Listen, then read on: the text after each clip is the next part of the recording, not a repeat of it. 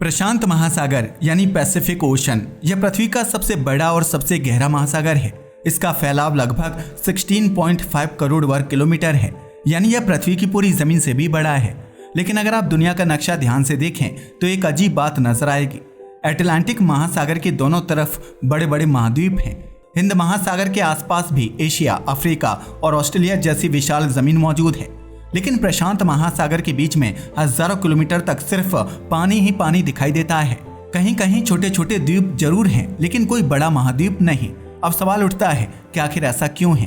क्या कभी यहाँ भी कोई विशाल महाद्वीप था जो बाद में समुद्र में डूब गया, या फिर इस महासागर के बीच कभी बड़ी जमीन बनी ही नहीं?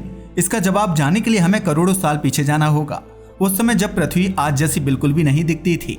करीब 33.5 करोड़ साल पहले पृथ्वी की लगभग सारी जमीन एक ही विशाल महाद्वीप में जुड़ी हुई थी। वैज्ञानिक इसे पैंजिया कहते हैं। उस समय एक तरफ यह विशाल जमीन थी और दूसरी तरफ एक बहुत बड़ा महासागर जिसे पैंथालासा ओशन कहा जाता था। समय के साथ यही पैंथालासा ओशन बदलकर आज का पैसिफिक ओशन बन गया। लेकिन पृथ्वी कभी भी पूरी तरह स्थिर नहीं रहती। इसके अंदर मौजूद गर्म मेंटल में लगातार हलचल होती रहती है। इसी वजह से पृथ्वी की ऊपरी ठोस परत कई बड़े बड़े टुकड़ों में बटी हुई है। इन्हें टेक्टोनिक प्लेट्स कहा जाता है। ये प्लेट्स बहुत धीरे धीरे हर साल कुछ सेंटीमीटर खिसकती रहती हैं। सुनने में यह गति बहुत कम लगती है, लेकिन करोड़ों साल में यही छोटी सी हलचल पूरी दुनिया का नक्शा बदल देती है। समय बीतता गया और यही प्लेट्स धीरे धीरे अलग होने लगी। इसके साथ ही पैंजिया भी टूटकर कई हिस्सों में बट गया। बाद में यही हिस्से आज के एशिया, अफ्रीका, यूरोप, उत्तर अमेरिका, दक्षिण अमेरिका, ऑस्ट्रेलिया और एंटार्क्टिका बने। अब यहीं से कहानी का सबसे दिलचस्प हिस्सा शुरू होता है। जब ये महाद्वीप अलग अलग दिशाओं में खिसके तो ज्यादातर बड़ी जमीन अटलांटिक और हिंद महासागर के आसपास फैलती चली गई। दूसरी ओर पैंथालासा ओशन का बड़ा हिस्सा लंबे समय तक खुला महासागर बना रहा। करोड़ों साल बाद इसी का नाम पैसिफिक ओशन पड़ गया। यानी शुरुआत से ही ज्यादातर बड़ी जमीन इस महासागर के बीच में आने के बजाय उसके चारों तरफ चली गई। यही वजह है कि आज भी प्रशांत महासागर का सबसे बड़ा हिस्सा सिर्फ पानी से भरा हुआ दिखाई देता है। लेकिन सिर्फ महाद्वीपों का अलग हो जाना ही इसकी पूरी कहानी नहीं है। असल वजह पृथ्वी के अंदर आज भी चल रही एक ऐसी प्रक्रिया में छिपी है जो लाखों नहीं बल्कि करोड़ों साल से बिना रुके जा रही है। प्रशांत महासागर के चारों तरफ एक बहुत बड़ा इलाका है जिसे रिंग ऑफ फायर कहा जाता है। यह दुनिया का सबसे सक्रिय भूकंप और ज्वालामुखी वाला क्षेत्र है। पृथ्वी के लगभग 75% सक्रिय ज्वालामुखी इस इलाके में मौजूद हैं। यहाँ कई टेक्टोनिक प्लेट्स लगातार एक दूसरे से टकराती रहती हैं। जब दो टेक्टोनिक प्लेट्स टकराती हैं तो कई जगह समुद्र के नीचे वाली प्लेट दूसरी प्लेट के नीचे धंसने लगती है। इस प्रक्रिया को सबडक्शन कहा जाता है। करोड़ों सालों से यही प्रक्रिया प्रशांत महासागर के चारों ओर लगातार जारी है। लेकिन सबडक्शन का असर सिर्फ समुद्र के नीचे ही नहीं होता। यही प्रक्रिया यह भी तय करती है कि किसी महासागर में बड़ी जमीन टिक पाएगी या नहीं। जब एक ओशियानिक प्लेट दूसरी प्लेट के नीचे धंसती है तो उसके साथ समुद्र के नीचे की चट्टानें भी धीरे धीरे पृथ्वी के अंदर चली जाती हैं।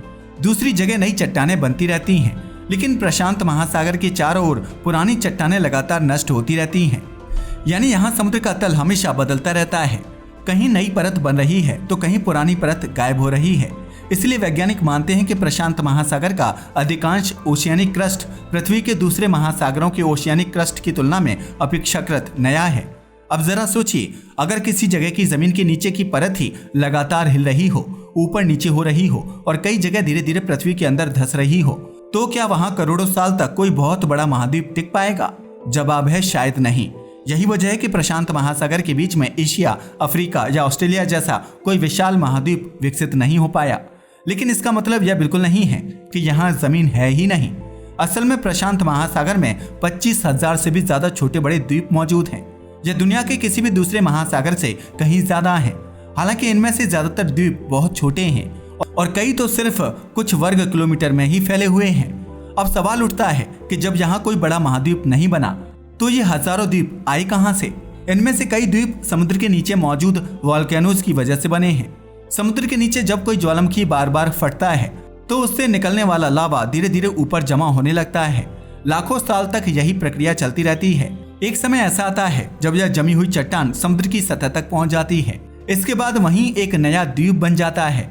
हवाई आइलैंड्स इसका सबसे प्रसिद्ध उदाहरण है। ये किसी महाद्वीप से टूटकर अलग नहीं हुए थे, बल्कि पृथ्वी के अंदर मौजूद एक हॉटस्पॉट के ऊपर लाखों साल तक हुए ज्वालामुखीय विस्फोटों की वजह से बने थे। लेकिन प्रशांत महासागर के सभी द्वीप ज्वालामुखियों से नहीं बने। कई द्वीपों की कहानी बिल्कुल अलग है। समुद्र में रहने वाले छोटे छोटे कोरल्स यानी मूंगे के जीव अपने चारों तरफ धीरे धीरे कैल्शियम की परत बनाते रहते हैं। हजारों साल में ऐसी अनगिनत परतें जमा होती जाती हैं। धीरे धीरे यही ढांचा समुद्र की सतह तक पहुंच जाता है और एक कोरल आइलैंड बन जाता है। आज प्रशांत महासागर में ऐसे कई खूबसूरत कोरल आइलैंड्स मौजूद हैं। लेकिन चाहे कोई द्वीप ज्वालामुखी से बना हो या कोरल रीफ से, उसकी तुलना किसी महाद्वीप से नहीं की जा सकती। किसी भी महाद्वीप के बनने के लिए सिर्फ ऊपर दिखाई देने वाली मिट्टी या चट्टान काफी नहीं होती, उसके नीचे कॉन्टिनेंटल क्रस्ट नाम की एक बहुत मोटी और हल्की परत भी होनी चाहिए। यही परत लाखों करोड़ों साल तक महाद्वीप को समुद्र की सतह से ऊपर टिकाए रखती है। प्रशांत महासागर के बीच में ऐसी मोटी कॉन्टिनेंटल क्रस्ट लगभग नहीं है। यहाँ ज्यादातर हिस्सा पतली और भारी ओशियनिक क्रस्ट से बना है। यही वजह है कि यह इलाका ऊपर उठकर किसी बड़े महाद्वीप का रूप नहीं ले पाता। यानी अगर आसान शब्दों में कहें तो समस्या ऊपर दिखाई देने वाली जमीन में नहीं, बल्कि उसके नीचे मौजूद क्रस्ट में है। और यही कारण है कि प्रशांत महासागर में हजारों द्वीप तो हैं, लेकिन कोई विशाल महाद्वीप नहीं है। लेकिन पूरी कहानी अभी बाकी है। वैज्ञानिकों को प्रशांत महासागर के नीचे कुछ ऐसे विशाल ऊंचे चट्टानी क्षेत्र मिले हैं जिन्होंने इस पूरे इलाके को और भी रहस्यमय बना दिया है। समुद्र की गहराई में मौजूद ये विशाल चट्टानी हिस्से आम समुद्री तल से काफी अलग दिखाई देते हैं। इन्हें देखकर वैज्ञानिकों को पता चला कि करोड़ों साल पहले यहाँ बहुत बड़े पैमाने पर ज्वालामुखीय गतिविधियां हुई थीं। वैज्ञानिकों का मानना है कि इन जगहों पर कभी विशाल ज्वालामुखीय द्वीप या ओशियानिक प्लेटोज मौजूद रहे होंगे, लेकिन समय के साथ वे धीरे धीरे नीचे धंस गए और आखिरकार समुद्र के अंदर गायब हो गए। हालांकि अब तक यहाँ कोई ऐसा सबूत नहीं मिला है कि यहाँ कभी एशिया या अफ्रीका जितना बड़ा कोई खोया हुआ महाद्वीप मौजूद था। लेकिन इतना जरूर है कि प्रशांत महासागर का इतिहास आज भी पूरी तरह समझा नहीं जा सका है। अब तक की कहानी सुनकर एक सवाल आपके मन में भी जरूर आया होगा, क्या कभी प्रशांत महासागर के बीच कोई बहुत बड़ा महाद्वीप था जो बाद में पूरी तरह समुद्र में डूब गया? यह सवाल कई सालों से लोगों को आकर्षित करता रहा है। फिल्मों, किताबों और इंटरनेट पर अक्सर म्यू या पैसिफिका जैसे खोए हुए महाद्वीपों की बातें की जाती हैं। लेकिन जब वैज्ञानिकों ने इस दावे की जांच की तो उन्हें ऐसा कोई पक्का सबूत नहीं मिला जो यह साबित कर सके कि कभी प्रशांत महासागर के बीच एशिया या अफ्रीका जितना बड़ा कोई महाद्वीप मौजूद था। यानी यह विचार सुनने में जितना रोमांचक लगता है, उतना ही कमजोर वैज्ञानिक प्रमाणों के मामले में साबित होता है। हालांकि इसका मतलब यह नहीं है कि समुद्र के नीचे महाद्वीप जैसी कोई चीज कभी मिली ही नहीं। असल में वैज्ञानिकों ने जीलैंडिया नाम की एक महाद्वीपीय संरचना की पहचान की है। इसका लगभग 94% हिस्सा आज समुद्र के नीचे है। केवल न्यूजीलैंड और कुछ छोटे द्वीप ही पानी के ऊपर दिखाई देते हैं। लेकिन यहाँ एक बात समझना जरूरी है, जीलैंडिया प्रशांत महासागर के बीचों बीच मौजूद कोई खोया हुआ महाद्वीप नहीं है। यह ऑस्ट्रेलिया के पास मौजूद जमीन का एक बड़ा भाग है जो करोड़ों साल पहले अलग होकर धीरे धीरे समुद्र के नीचे धंस गया। यानी आज तक ऐसा कोई वैज्ञानिक प्रमाण नहीं मिला है कि पूरे प्रशांत महासागर के बीच कभी कोई विशाल महाद्वीप था। अब सवाल यह है कि आखिर इस महासागर का इतना बड़ा हिस्सा हमेशा पानी के नीचे ही क्यों रहता है? इसका जवाब फिर से पृथ्वी की बनावट में छिपा है। महाद्वीप जिस कॉन्टिनेंटल क्रस्ट पर बने होते हैं वह काफी मोटी और हल्की होती है। कई जगह इसकी मोटाई 30 से 70 किलोमीटर तक होती है। इसके मुकाबले ओशियनिक क्रस्ट केवल 5 से 10 किलोमीटर मोटी होती है और काफी भारी भी होती है। यही वजह है कि ओशियनिक क्रस्ट पृथ्वी के अंदर थोड़ा नीचे रहती है, जबकि कॉन्टिनेंटल क्रस्ट ऊपर बनी रहती है। इसी कारण महाद्वीप समुद्र की सतह से ऊपर दिखाई देते हैं, जबकि महासागर गहरे बने रहते हैं। और जैसा कि हमने पहले जाना, प्रशांत महासागर का ज्यादातर हिस्सा इसी भारी ओशियनिक क्रस्ट पर बना हुआ है। यानी यहाँ किसी बड़े महाद्वीप के बनने के लिए जरूरी मजबूत नींव ही मौजूद नहीं है। लेकिन प्रशांत महासागर की एक और खास बात भी है जिसके बारे में बहुत कम लोग जानते हैं। वैज्ञानिकों के अनुसार यह महासागर धीरे धीरे छोटा होता जा रहा है। पहली बार सुनने पर यह बात अजीब लग सकती है, क्योंकि आज भी यही पृथ्वी का सबसे बड़ा महासागर है। लेकिन इसके पीछे भी वही सबडक्शन जिम्मेदार है। प्रशांत महासागर के चारों तरफ इसकी ओशियनिक प्लेट्स लगातार दूसरी प्लेट्स के नीचे धंस रही हैं। इससे इसका पुराना समुद्री तल धीरे धीरे खत्म होता रहता है। दूसरी तरफ अटलांटिक ओशन के बीच मौजूद मिड अटलांटिक रिज लगातार नई ओशियनिक क्रस्ट बनाती रहती है। इसी वजह से अटलांटिक महासागर हर साल कुछ सेंटीमीटर चौड़ा होता जा रहा है, जबकि प्रशांत महासागर में पुरानी ओशियनिक क्रस्ट जितनी तेजी से नष्ट हो रही है उतनी तेजी से नई ओशियनिक क्रस्ट नहीं बन रही। इसी कारण वैज्ञानिक मानते हैं कि करोड़ों साल में इसका आकार धीरे धीरे कम होता जा रहा है। हालांकि यह बदलाव इतना धीमा है कि इंसानों की कई पीढ़ियां गुजर जाएंगी, लेकिन उन्हें इसका कोई फर्क महसूस नहीं होगा।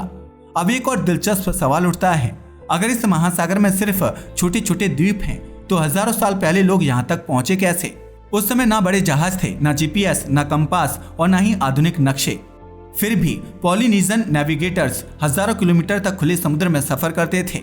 वे रास्ता खोजने के लिए सितारों की दिशा देखते थे, समुद्री लहरों का पैटर्न समझते थे, हवा किस तरफ बह रही है, बादल कैसे बन रहे हैं और पक्षी किस दिशा में उड़ रहे हैं।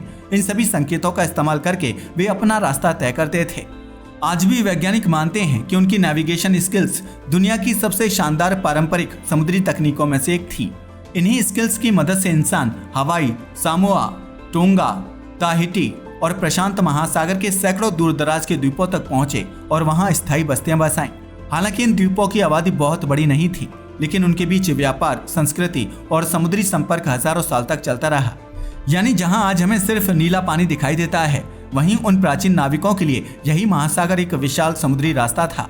लेकिन प्रशांत महासागर की सबसे बड़ी खासियत सिर्फ इसका खाली दिखाई देना नहीं है। असल में इसके नीचे पृथ्वी का सबसे सक्रिय इलाका मौजूद है। यही दुनिया की सबसे गहरी समुद्री खाई मारियाना ट्रेंच है, जिसकी गहराई लगभग 11 किलोमीटर तक पहुंचती है। यहीं दुनिया के सबसे शक्तिशाली समुद्री भूकंप आते हैं। यहीं से कई विनाशकारी सुनामी पैदा होती हैं और यहीं हजारों समुद्री ज्वालामुखी मौजूद हैं, जिनमें से कई सक्रिय हैं और कई लंबे समय से निष्क्रिय हैं। यानी ऊपर से शांत दिखने वाला यह महासागर नीचे लगातार बदलती हुई एक ऐसी दुनिया छिपाई बैठा है, जहां हर समय कुछ ना कुछ होता रहता है।